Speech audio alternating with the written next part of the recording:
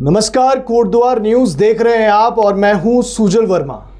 आज सीधी बातचीत होगी उत्तराखंड में हो रहे तमाम पेपर लीक पर।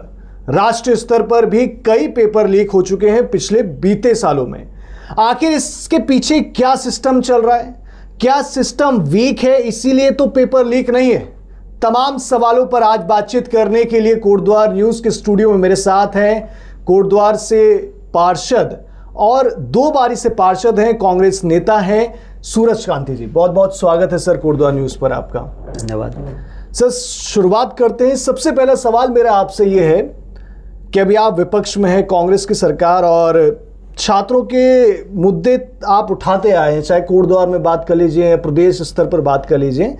लेकिन जैसे 2025 में सर यूके SSSC का पेपर लीक हुआ उत्तराखंड में, उसके बाद सीबीआई जांच उसकी अब चल रही है, 1-2 लोग उसमें गिरफ्तार भी हुए हैं। फिर आप 2023 में बात कर लीजिए, यूके PSC का पेपर हुआ, AEJE का, उससे पहले फॉरेस्ट का भी हुआ, वीडियो PPDO। पिछले 5 साल में मतलब ऐसा हुआ कि, और 2023 में कानून भी लाए गए साहब इसके लिए कि एंटी चीटिंग नहीं होगी।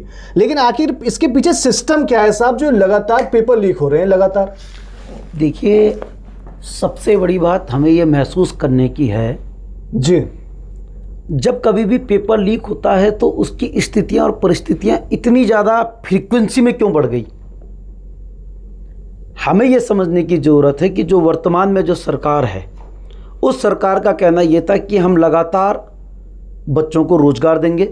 वो रोज़गार के नाम पे, युवाओं को रोज़गार दिलाने के नाम पे सत्ता पे आए थे, भ्रष्टाचार हटाने के नाम पे सत्ता पे आए थे।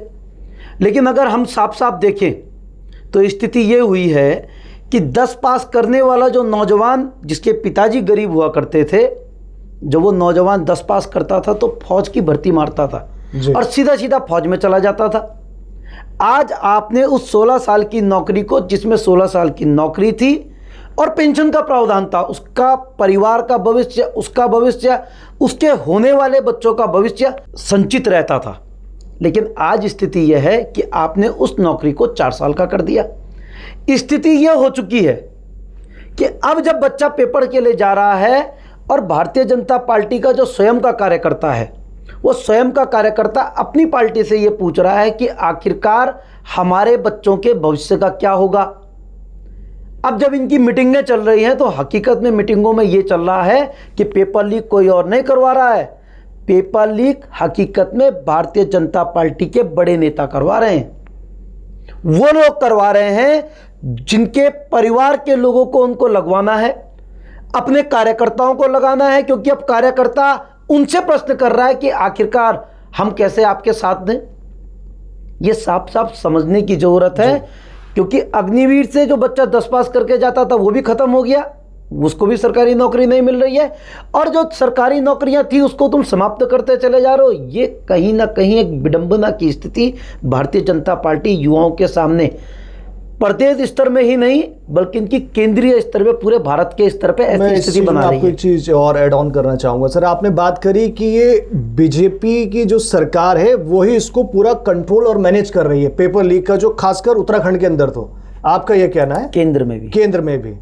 लेकिन मैं ये जानना चाह रहा हूं सर, क्योंकि ये कोई पहली बार तो नहीं है जो पेपर लीक हुआ उत्तराखंड में। 2017 के जब से तो बीजेपी है, और उससे पहले कांग्रेस की सरकार भी थी, तब भी ये परंपरा बरकरार तब से चली आ रही है। तो क्या तब भी ऐसे ही मैनेज होता था?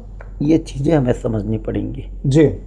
इसमें 2 बातें हैं। या तो ये भी कहा जा सकता है भाजपा के व्यक्तियों के द्वारा कि अब एक मोबाइल बना है, पूरा एक मोबाइल का प्रचलन हो गया है कि थोड़ा सा भी अगर कुछ होता है तो मोबाइल में चल जाता है कि पेपर लीक, भाजपा ये कह सकती है, इसके कारण ज़्यादा दिखाई दे रहा है। लेकिन नहीं, हकीकत में यह है कि जो इस समय केंद्रीय मंत्री हैं धर्मेंद्र प्रधान जी, जिनके इस्तीफे की मांग लगातार जारी है, इस्तीफे की मांग लगातार जारी है।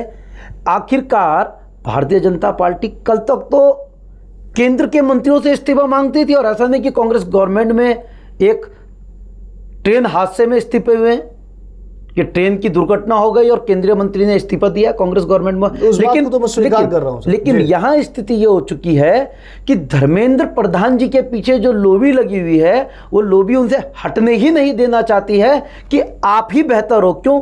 क्योंकि उन शिक्षा माफियाओं के अंडर में केंद्र के मंत्री धर्मेंद्र प्रधान हैं।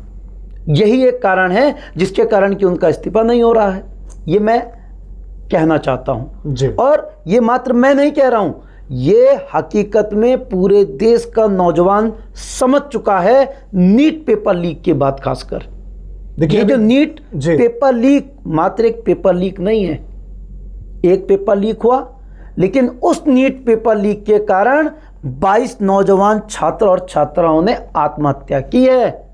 उन आत्महत्याओं का, उन खून का दोषी कौन है, हम तो ये पूछना चाहते हैं केंद्र की सरकार से।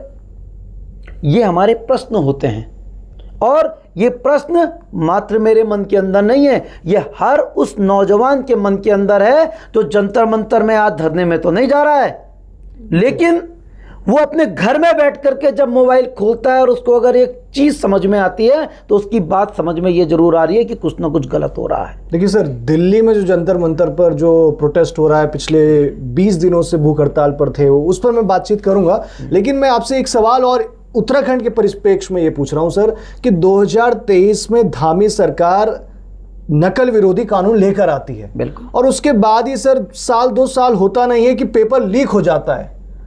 तो क्या जो वो कानून है, कहते हैं ना कि लेटर ऑफ द स्पिरिट, कि क्या दस्तावेज में है कि स्पिरिट ऑफ द लॉ भी जिंदा है? क्या आत्मा उसकी धरती पर इस पर लागू भी हो पाए कि नहीं हो? क्या मतलब इनइफेक्टिव रहा वो लॉ लाना? मैं आपको एक बात बता दूं, उसी लॉ में इसी धामी सरकार ने, उत्तराखंड की धामी सरकार ने ये रूल भी लाए हैं कि अगर आप ये कहेंगे कि पेपर लीक हुआ है तो आपको उसका प्रूफ भी देना पड़ेगा।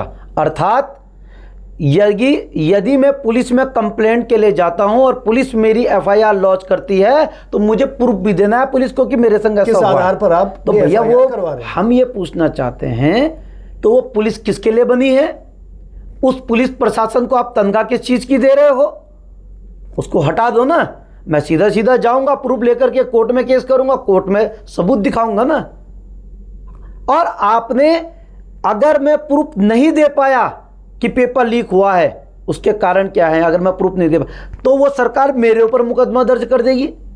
इससे बड़ा दुर्भाग्य क्या हो सकता है? इसका मतलब यह है कि पेपर लीक की जो बात करेगा उस आवाज को भी आप दबाने का प्रयास कर रहे हैं। देखिए 2023 में तो उत्तराखंड सरकार लाई और 2024 में ही पार्लियामेंट से भी लॉ निकल गया इसके बारे में, बिल्कुल, कि चीटिंग नहीं होनी साहब, नहीं होनी है, लेकिन उसके बावजूद हो रही है ना। ये बड़ा सवाल है। मैं सबसे बड़ी बात, अभी एक बात बोल दूं आपको, आज ही समाचार पत्र है, ये आज का समाचार पत्र है। इस समाचार पत्र की तो 2 न्यूज़ें हैं।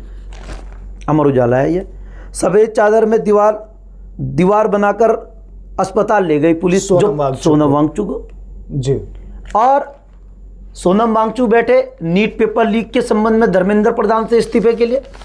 और इसी अखबार की दूसरी खबर यह है, आज ही के अखबार की दूसरी खबर यह है, जिसमें साफ साफ लिखा हुआ है नीट यूजी कानपुर और गोरखपुर के अभ्यर्थियों का रिजल्ट में गड़बड़ी का दावा। यह आज की खबर है। इसमें साफ साफ कहा गया है कानपुर के और गोरखपुर के 2 छात्रों के द्वारा कि हमारे जो आंसर की है उसमें मेरे नंबर 609 होने चाहिए थे आंसर की के हिसाब से, और नंबर मेरे हैं 540 जी। और एक छात्र ने कहा है कि मेरे नंबर होने चाहिए 522 और मेरे नंबर दे रखे हैं 95 जी। और एक छात्र इसमें महाराष्ट्र का भी है जिसने भी यही दावा किया है। तो जो अनियमितताएं वो लगातार जारी है। हमारा कहने का मकसद ये है कि अगर सरकार इतनी सेंसिटिव है तो आखिरकार अब ये चीज क्यों आ रही है जी? अब तो नीट का पेपर हो गया, सरकार ने कराया, लेकिन आज वो छात्र तो जंतर मंतर में नहीं बैठे हुए ना, जिन 3 से 4 छात्रों का ये स्टेटमेंट इस समाचार पत्र में आया है, वो तो नहीं बैठे हैं ना। वो तो सोनम वांगचुक के संग नहीं है, वो तो अपने पेपर का इंतजार कर रहे थे, रिजल्ट का इंतजार कर रहे थे। लेकिन उसके बावजूद नीट पेपर के बाद, ये रिजल्ट के बाद ये स्टेटमेंट आया ना, तो आपकी व्यवस्थाएं क्या हैं? अगर आप अंतिम व्यक्ति को अगर पारदर्शी रिजल्ट नहीं दे पा रहे हैं तो ऐसी सरकार किस काम की? ये प्रश्न मेरा नहीं है, ये प्रश्न उन नौजवान साथियों का है और उनके माता पिता का, हर उस व्यक्ति से है जिस व्यक्ति को सरकार के रूप में देखते हैं और वोट डालते हैं। इसी से जुड़ा सवाल ये भी है सर, आपने जंतर मंतर पर हो रहे प्रोटेस्ट की बात करी, पहले भी इस देश में बहुत सारे प्रोटेस्ट हुए हैं और सरकारें झुकी हैं, निकल चुकी है। और सरकार को जो चुन रहा है उसके सामने झुकना कोई बड़ी बात नहीं है सर, चाहे वो अन्ना हजारे का आंदोलन हो या कोई सा भी आंदोलन हो। लेकिन इतने दिनों से जंतर मंतर पर प्रोटेस्ट हुआ, लेकिन सरकार का कोई नुमाइंदा वहां जाकर उनकी बात सुनने नहीं गया। ये बहुत हाईलाइट है इस बार। क्या संवेदनशीलता सरकार के अंदर नहीं है? संवेदनशीलता के साथ साथ हकीकत में सरकार हिटलरशाही रवैये की तरफ चल रही है। देश के प्रधानमंत्री मन की बात करना तो पसंद करते हैं, लेकिन मन की बात सुनना पसंद नहीं कर रहे हैं। सबसे बड़ा दुर्भाग्य देश का वर्तमान समय में ये हो गया है। हमारी मन की बात हम करेंगे, अपने माता पिता से करेंगे, लेकिन वो माता पिता भी तो अपने मन की बात हमें सुनाएंगे ना। हम मन की बात थोड़ा ना करेंगे। हमारी मन की बात सुनो भी तो सही। सुनना तो पसंद कर ही नहीं रहे। सुनना पसंद नहीं है, केवल सुनाना पसंद है। इसलिए देश के भीतर लगातार पेपर लीक हो रहा है, और पेपर लीक कोई और करने वाले लोग नहीं है, ये भारतीय जनता पार्टी से जुड़े हुए लोग हैं। हाकम सिंह को देख लीजिए ना, आप उत्तराखंड के भीतर मुकदमा दर्ज हुआ, अंदर गए और उसके बाद आज बाहर आ गए, कई गिरफ्तारियां हुई। लेकिन चेहरे बदल रहे हैं, लेकिन सिस्टम तो सर वही एस्टैब्लिश्ड है। क्या बुलडोजर लगा? बिल्कुल नहीं लगना चाहिए था।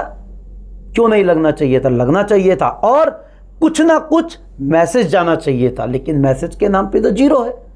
हकीकत में मैसेज ये गया कि भारतीय जनता पार्टी का जो कार्यकर्ता होता है, अगर वो किसी गलत कार्य को कर भी रहा है तो उसको सरकार बचाएगी, इसलिए भाजपा के नेता बनो। वर्तमान स्थिति है। आप अंकिता भंडारी हत्याकांड को देखिए ना, सीबीआई जांच चालू है। सीबीआई जांच कब हुई? जब भारतीय जनता पार्टी के ही भीतर के एक राठौर जी की पूर्व धर्मपत्नी के द्वारा स्टेटमेंट दे दिए गए, तब आप सीबीआई जांच चालू कर रहे हैं। और उस सीबीआई जांच में भी कुछ नहीं होने वाला। क्यों? क्योंकि हकीकत में जब सैया भयो कोतवाल तो डर काहेगा। आज स्थिति यह है कि भारतीय जनता पार्टी ने अपना हाकम सिंह भी बचा लिया, जो पेपर लीक में बहुत भयंकर तरीके से लिप्त था, और अंकिता भंडारी में जो लोग लिप्त थे उनको भी बहुत साइलेंटली बचा के ले गई। कोई विरोध नहीं। इसको कहते हैं एक मैसेज अपने कार्यकर्ता को देना, अपने पक्ष में उन गलत लोगों की एक टीम तैयार करना कि अगर तुम गलत हो तो हमारे साथ रहो और हम तुम्हें बचा के ले जाएंगे। नाम लिया, ये तो एक बहुत बड़ा नाम है इस इंडस्ट्री में, पेपर लीक की, उत्तराखंड के अंदर। और ये जब अभी लास्ट ईयर जब एग्जाम लीक हुआ, ये पेपर लीक, तो उसमें उस आदमी का नाम था। बिल्कुल था। और ये 23 का जो कानून लाया साहब कि 10 करोड़ की 1 करोड़ रुपए आपके ऊपर जुर्माना लगेगा, उम्र कैद होगी आपको, ये तो फिर कहीं दिख नहीं रहा है सर। बिल्कुल कुछ भी नहीं है। हकीकत में आपने पेपर लीक की सूचना देने वाले के ऊपर मुकदमा दर्ज करने का कानून बना दिया है। मुझे अगर ये पता चलेगा, आपने अगर मुझे अगर इनडायरेक्टली ये बोला यार कि मेरे चाचा के लड़के को पेपर मिल गया, और मैंने अगर ये सूचना वहां दे दी, तो पहले मुझसे ये पूछा जाएगा कि भाई आपको किसने बोला, प्रूफ लेकर के आओ। और आप भी नहीं बोलोगे मेरे चाचा के लड़के ने हुआ ऐसा, और ना आपका चाचा का लड़का आपको पेपर बताएगा कि ये हुआ। तो फिर कहने का मकसद क्या है कि मैं भी झूठा साबित हो गया, आप भी झूठे साबित हो गए, और जो आपके चाचा जी के लड़के ने जो पेपर, क्योंकि एक आदमी अगर पुलिस थाने में अगर कोई एक आदमी जाएगा तो सस्पिशन के आधार पर जाएगा कि मुझे ऐसा लग रहा है। बिल्कुल होगा नहीं होगा वो आपकी जिम्मेदारी है ये फाइंड आउट करना। बिल्कुल जी। पुलिस की जिम्मेदारियों से पुलिस को बाहर कर दिया गया है, खुली छूट दे दी गई है कि जो हम बोलेंगे वो आप कीजिए, बाकी आप। तो मैं एक अंतिम सवाल आपका सर एक और लेता हूं आपसे, एक सवाल कि आखिर क्या है अब कि जो ये पेपर लीक जो हो रहे हैं लगातार, चाहे बहुत समय से चलते आ रहे हैं, और इसमें सबसे ज्यादा नुकसान इस देश के भविष्य का है, यहाँ के युवाओं का है और उनके माता पिता का भविष्य ही हुआ है। बिल्कुल। तो सर क्या कभी रोकथाम इसमें लगेगी कैसे आखिर? जी देखिए, सबसे बड़ी बात ये होती है, पेपर लीक की जो कमेटी होती है, उस कमेटी में जितने लोग होते हैं उनको रैंडमली छांटने की जरूरत है। यहाँ तो पर्टिकुलर अपने खास व्यक्ति को बैठाने का प्रचलन वर्तमान समय में चल रहा है कि ये इस संस्था से है, ये संस्था हमारी राजनीतिक पार्टी से, और हम इसको बैठाएंगे। जब राजनीतिक पार्टी का व्यक्ति उस संस्था में जाके बैठ जाएगा तो वो राजनीतिक पार्टी के लिए नहीं होता था। 1001% नहीं होता था। अच्छा।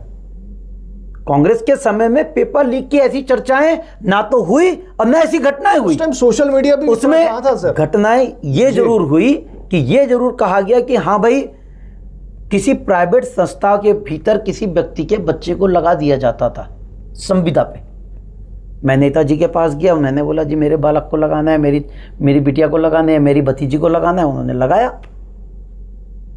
लेकिन पर्टिकुलर संघ लोक सेवा आयोग के पेपरों में जो ये गड़बड़ी चल रही है, संघ लोक सेवा आयोग ने अपनी विश्वास ही खो दिया है। ये सबसे बड़ा प्रश्न चिन्ह आने वाले समय के लिए सरकारों के ऊपर है कि वो किस तरीके से इस घटनाओं की पुनरावृत्ति को रोकेगी।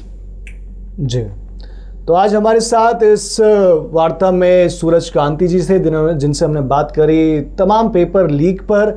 आखिर ये सिस्टम चल क्या रहा है, क्या राजनीतिक शरण इसे दी जा रही है, क्या समाधान जल्द होगा, ये देखने वाली बात होगी। नमस्कार।